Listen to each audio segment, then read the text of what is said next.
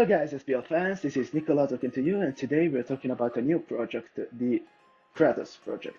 Kratos, which you already saw on some videos on this YouTube channel and on Instagram, is the biggest and most powerful rocket ever built by the SPL. It can reach an altitude of about 700 meters, with a maximum speed of about 540 kilometers per hour, and it's also the most advanced rocket that we ever built, because it has the most advanced flight computer ever built by us.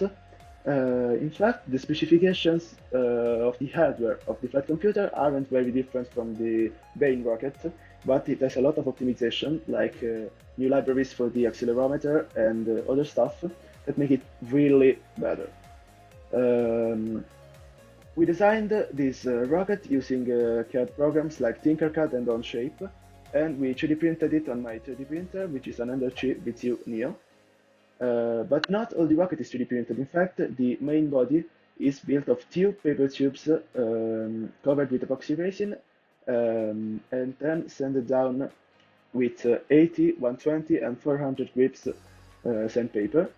And why two tubes? This is to make the access to the internal components of Kratos easier.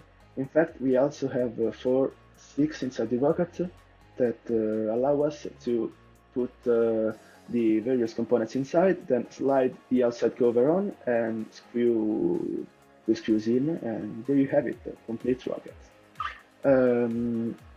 We are also planning to join the fins of the rocket with some fiberglass to make the connection to the lower tube really sturdy and almost unbreakable, because this rocket is also going to have to survive at about 20 G's acceleration, which is in reality it's outside the range of our accelerometer, but we're just planning to not use those couple of seconds of data, and maybe recovering that from estimating that data from the barometer, because yes, we also have a barometer.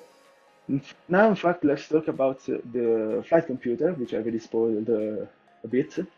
It has an RP2040, which is a small, compact, and cheap microcontroller. You can get it for about €2 on AliExpress. But the price doesn't mean low performance. In fact, it's a really fast microcontroller with a 125 megahertz clock rate, and it can store a really big amount of data, which is 4 megabytes of flash. We also have an MPU 6050, which is a 6-axis accelerometer and gyroscope. The accelerometer of the MPU 6050 is actually able to get not more than 16 Gs of acceleration, which is less than the 20 Gs that the rocket is going to get, but we are just going to ignore those seconds of data. We also have a BMP280, which is a barometer that is going to measure the altitude of the rocket with the air pressure, and estimating the altitude, and in those 2 seconds that we are going to get the data from the MPU 6050, we are going to be able to estimate them with the altitude. And we have a SX1278 LoRa module, which is a transceiver, so it can send and receive data via radio on up to 10 kilometers range, which is really more than what we need for Kratos. And last but not least, we have a buzzer. It can emit audio signals for the people nearby and tell us when the rocket is ready to launch. The code of this rocket is written in MicroPython with some libraries that I found online for those components, and we are also going to use some better and faster libraries for this rocket.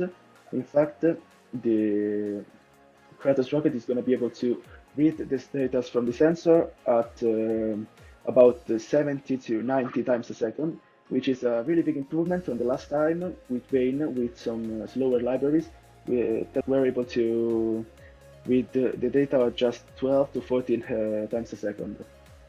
And that's it. I hope you enjoyed the video. If you enjoyed the video, leave a like, subscribe, hit the notification bell, and don't forget to share this video. See you next time.